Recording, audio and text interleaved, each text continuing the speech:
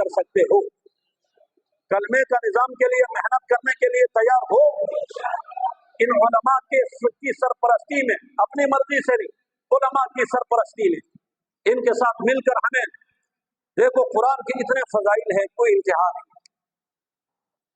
وہ بات میں عرض کر رہا تھا، بات ابھی سمیٹتا ہوں۔ آیت الکرسی ہر آیت کے بعد، نماز کے بعد پڑھو تو موت حائل ہے، اس کے بعد جنت۔ تبارک الذی، سورہ ملک اور الف لام میم سجدہ 21واں پارہ، رات کو جو آدمی تلاوت کرتا قبر کے عذاب سے بچ جاتا۔ سورہ یاسین صبح پڑھو شام تک حاجات پوری، شام پڑھو صبح تک حاجات پوری۔ سورۃ الواقعہ رات کو تلاوت کرو، گھر سے فقر و فاقہ ختم۔ وہ بزرگ فرماتے تھے کہ بھائی ان مفادات کو سامنے مت رکھو، ان سب کی تلاوت کرو، مگر مین مقصد اللہ کی رضا۔ کیا ہے بھائی؟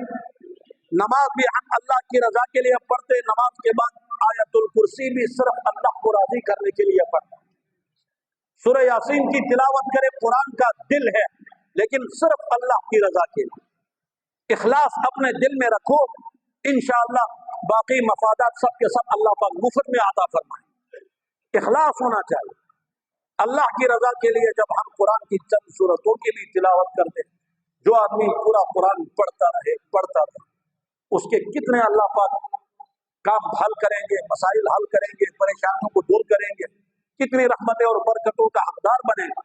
تو پھر جو آدمی قرآن پڑھے بھی اور قرآن کا نظام لانے کے لیے کام بھی کرے، اللہ کی نظر میں اس کا کیا مقام ہوگا؟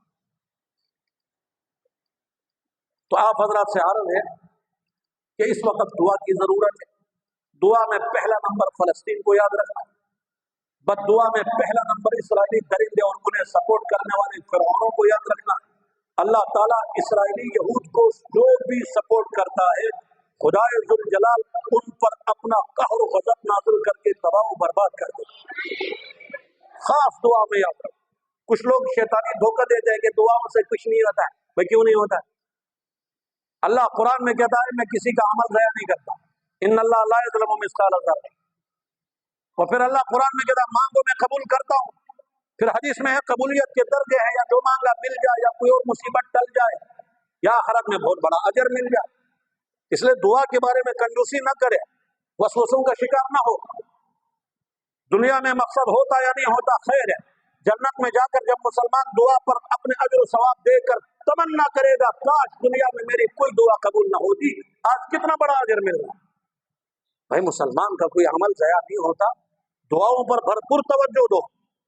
دعا کے لیے شرط اولی یہ ہے کہ حرام پیسہ نہ ہو، کپڑا حرام کا نہ، غذا حرام کا نہ۔ اگر حرام کا ہے تو پھر کوئی فائدہ نہیں۔ حدیث میں ہے کہ 10 درہم کا کپڑا لیا، 9 درہم حلال کے، 1 درہم حلال کا، حرام کا 9 حلال کے 1 حرام۔ مثلا یہ کپڑے، اگر اس کو میں 10 درہم میں لاتا ہوں، 9 درہم حلال کے 1 حرام کا، جب تک یہ کپڑا میرے بدن پر رہے گا میرا کوئی عمل قبول نہیں، کوئی دعا قبول نہیں۔ کچھ بڑے بڑے لٹیرے اور حرام خور قسم کے لوگ اربوں پیسے حرام کے ہوتے ہیں۔ 1 کروڑ لایا، مولوی صاحب کو عمرے پر بھیجا، مسجد کی کمیٹی کے پاس آئے، جی کتنا بل ہے؟ ہاں یہ بل انشاءاللہ میں بھر دوں گا، میرے لیے دعا کرنا۔ اچھا اعتکاف میں کتنے لوگ ہیں؟ ان کے لیے میری طرف سے دعوت کا انتظام ہو، اور میں خود ماشاءاللہ جاؤں گا، میں مدینہ منورہ میں جا کر اعتکاف میں بیٹھوں۔ اب امام صاحب بھی ماشاءاللہ دعا کرتے، لوگ بھی دعائیں کر رہے ہیں، ماشاءاللہ بھائی بڑا اچھا آدمی مل گیا، اس نے اتنا کام کیا مسجد کا، ماشاءاللہ ولی اللہ سب ماشاءاللہ، کے مدرسے کا ماشاءاللہ، کتنا بل ہے، کتنا اسٹیمیٹ ہے، ماشاءاللہ ماشاءاللہ، اچھا اتنا کروڑ چلو میری طرف سے۔ ولی اللہ صاحب بھی خوش ہو گئے، اتنے بڑے بزرگ، ان کو کیا پتا ہے بھائی، اب اس عالم کو کیا پتا، کمیٹی کو کیا پتا۔ اگر دنیا میں رہنا ہو تو کچھ پہچان پیدا کر، لباس خضر میں راہدن بھی پھرتے ہیں۔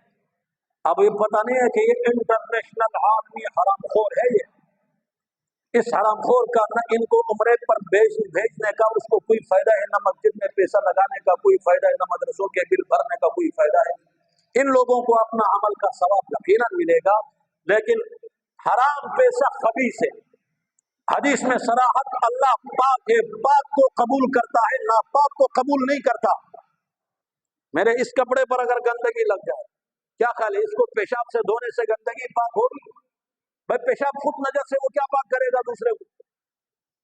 इसलिए अगर किसी के पास हराम पैसा हो, वो अगर कोई कार खैर में लगाना चाहे भी तो सदका की नियत भी न करे, सवाब की नियत भी न करे।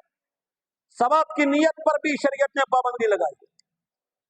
खबरदार, मस्जिद में देने की तो जरूरत ही नहीं। माफ करो भाई, मैंने आज जुमे में भी अपने मस्जिद, कल परसों जुमे में भी बताया, हमारे मदरसे में साल में एक दफा मदरसे का चंदा होता है, बाकी मस्जिद का चंदा। मदरसे का चंदा कितना होता है? साल में एक दफा 70-75 हजार रुपए।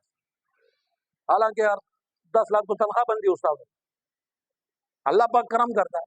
मैं ऐलान करता हूँ मस्जिद में मिंबर पर, भाई मदरसे का चंदा या मस्जिद का चंदा खुदा के लिए हलाल पैसा दे दो।